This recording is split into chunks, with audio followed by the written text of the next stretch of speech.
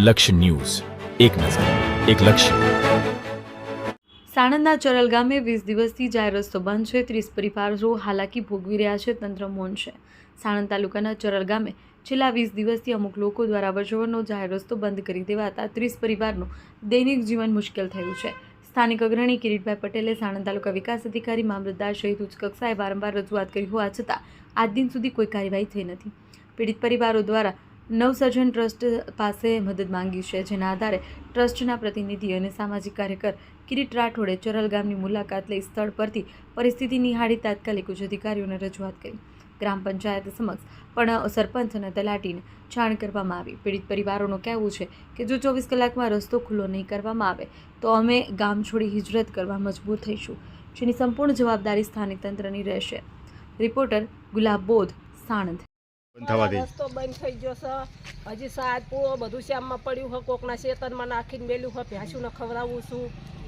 30 વર્ષથી તો અમને ખબર છે આ રસ્તો ચાલુ. 30 વર્ષથી તો અમને જે બી અમને પાણી લાયા તેનું નામે આ રસ્તો જવી. અમારા ગળિયાના હાથીને જાજી ખબર હોય તો અમને તો આટલી જ ખબર છે. ભાઈ આમાં અમે શું કરીએ કે એ તમારા બધા આગે અમારું જણાવો. આગે રજૂઆત કરી છે તમે ક્યાંય? રજૂઆત કરી હતી, પંચાયત વાળું કોઈ આવ્યું નહીં. હજી હાણંદ ગયા હતા આંદોલન પર, કઈ અહીં તો અમને પાછા તગડી મેલ્યા. કાલ હાણંદ ગયા હતા, કઈ કીધું નહીં કે જાઓ બેન તમારા ગામના સરપંચ કરશે. તો સરપંચ તો આવ્યા જ નથી હજી. તો અમારા રસ્તો ખુલ્લાય કેવી રીતે? તમારું નામ શું છે? માયાબેન કિરીટભાઈ પટેલ. માયાબેન, અત્યારે જે ચરલ ગામમાં તમારે જે સમસ્યા રસ્તાની ઊભી થઈ છે, તમારો રસ્તો જે કાયદેસરનો જે બંધ કર્યો છે, એના માટે તમે શું કહેવા માંગો છો? જો સાહેબ, અમારા 20 દિવસથી આ રસ્તો બંધ છે. હવે નથી ગામમાં જઈ શકતા, નથી ખેતીનું કામ કરી શકતા, કે નથી ભેંસુનું કામ કરી શકતા. આ ઘરમાં કોઈ બીમાર હોય તો અમે એમને નહીં હોસ્પિટલ જ લઈ જઈ શકતા, નથી છોકરા નિશાળે જઈ શકતા. તો અમારા આ રસ્તાનું નિવારણ કોણ કરશે? આ રસ્તો બંધ છે, કેટલા દિવસથી બંધ છે? 20 દિવસથી બંધ છે. તો આ બાબતે તમે ક્યાંય રજૂઆત કરી છે રસ્તા ખુલ્લો કરાવવા? પંચાયતમાં રજૂઆત કરેલી. શું રજૂઆત કરી તમે? એમ કે અમારો આ રસ્તો બંધ હોય તો અમારો રસ્તો ખોલાવો. તો 5 જણા આવીને અમને કયો, તો કોઈ એ બાબતે સાંભળવા તૈયાર નથી. ગામનું કોઈ સાંભળવા. આ રસ્તો કેટલા સમયથી તમે ઉપયોગ કરો છો? છેલ્લા 50-60 વર્ષથી ઉપયોગ કરીએ છીએ. અમે તો 40 વર્ષ અમારથી આયા. 30 વર્ષથી અમારા આયા. એ કણ 30 વર્ષ તો અમારા આયા થઈ ગયા. આ પાછળ જે આ જઈડિયા નાખેલા છે એ જ રસ્તો બંધ કરી નાખ્યો છે ને? આ બાળકો બધા સ્કૂલે કેવી રીતે જાય છે? અત્યારે તો અમે આ ગલી કૂચામાંથી નિશાળે છોકરાઓને મોકલે છે. જો આ રસ્તો એમને એ લોકો અમને ના જવા દે તો અમારા છોકરાઓનો નિશાળ જવાનો બીજો કોઈ રસ્તો નથી. અમારા છોકરાઓને ઘરે બેહારી રાખવા પડે. અમારી ભેંસું ભૂખી છે. તો આ બાબતે સરકારી અધિકારી શું કહેવા માંગે છે? સરકારી અધિકારી કોઈ આવવા તૈયાર નથી. તો શું સરકાર પાસે આવવું તો જોઈએ ને? સરકાર પાસે તમે શું માંગણી કરો છો? અમે માંગણી કરીએ છીએ કે અમારો રસ્તો ખોલાવો. અને જો રસ્તો નહીં ખુલ્લો થાય તો તમે શું કરશો? અમે આંદોલન કરશું.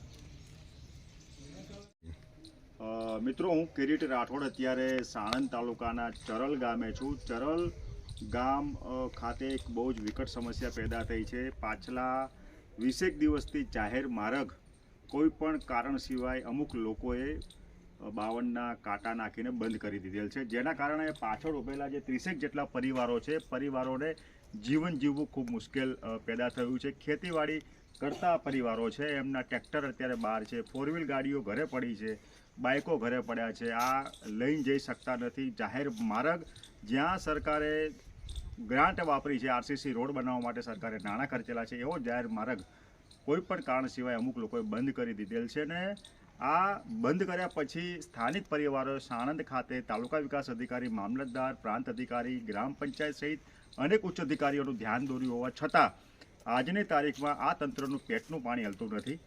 આજ રોજ હું આ ચરલ ગામે પરિવારોની મુલાકાત લીધી છે, એમની વેદના સાંભળી છે, પ્રશ્નની સમસ્યા સાંભળી છે. અને હું સાણંદ તાલુકાના તાલુકા વિકાસ અધિકારી, મામલતદાર, ગ્રામ પંચાયતના તલાટીને, સરપંચને હું આ વિડીયોના માધ્યમથી કહેવા માગું છું કે સત્વરે આ જાહેર માર્ગ ખુલ્લો કરવાની કાર્યવાહી કરો, અન્યથા અમારે તમારી સામે પણ આંદોલન કરવાની ફરજ પડશે. દાદા, તમારું નામ, ગામ કયું છે?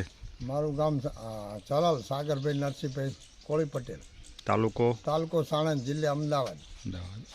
શું દાદા પ્રશ્ન છે તમારા ગામમાં અત્યારે? અમારા ગામમાં રસ્તો કર્યો બંધ. કયો રસ્તો બંધ કર્યો છે? આ જાહેર રસ્તો છે સાહેબ. આ પાછળ રહ્યો એ પાછળ જોઈએ આ જયડા નાખી હા જયડા નાખ્યા. અમે 35 ઘરનું કુટુંબ છે, 150 માણસો છે. અમે છોકરા નિશાળે જવા કુલે જવા બધું બંધ છે. તો અમે શું સાહેબ અમને બધા અરજી આલી, તાલુકા વિકાસના આલી, ટીડીયાને આલી, મામલતદારને આલી, પોલીસ ખાતામાં આલી, કોઈ સાંભળતું નથી બાપુ. તો રસ્તો બંધ કરવાનું કારણ શું? કોણે રસ્તો બંધ કર્યો છે? રસ્તો સુરેશભાઈ એમને કર્યો બંધ. કારણ શું? સુરેશભાઈ એ કે અમારે નથી જમીન, અહીંયા રસ્તો આપી દો સાહેબ. અમે કેવી રીતે આપી દઈએ? અમારે 1.5 વીઘા જમીન છે અહીંયા. આ રસ્તો વર્ષોથી તમે વાપરતા હતા? વર્ષોથી 70 વર્ષથી વાપરીએ છીએ. પંચાયતે ગામ પંચાયતે કરેલો રોડ કર્યો 2014માં. તો આ રસ્તો બંધ થવાથી શું તકલીફ ઊભી થઈ છે? તકલીફ અમારે શેડવા જવું, ખેતી થોડી જાજી છે. તો અમે જઈ કેવી રીતે, માલ ઢોર કેવી લઈ જઈ સાહેબ?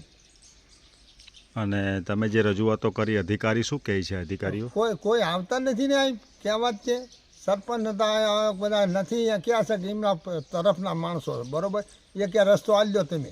અમે નથી અહીંયા કેવી સાહેબ આપી છે રસ્તો? તો અમારા બાલ બચ્ચાને જીવડવા કેવી રીતે? તમારે શું માંગણી છે સરકાર પાસે? સરકાર કરે આનો કંઈક કરે નિકાલ કાં તો મને ભારું કરી આલા ઠેઠ જતા રહી બહાર, અને કાં તો વિમાન આલી દે મોદી સાહેબ. તો અમે જવારાવર તો કરીએ છીએ. ચરલ ગામ તાલુકો સાણંદ ખાતે એક બહુ જ વિકટ પ્રશ્ન ઊભો થયો છે. તમને આ બતાવું છું.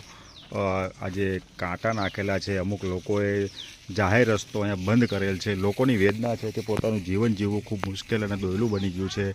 લોકોને ખેતી કરવાનું અને એમના આરોગ્યની કોઈ એમ્બ્યુલન્સ લાવી હોય તો પણ જઈ શકાતી નથી. આ બાબતે સત્વરે રાજ્ય સરકાર કોઈ કાર્યવાહી કરે તેવી ગ્રામજનોની માંગણી છે.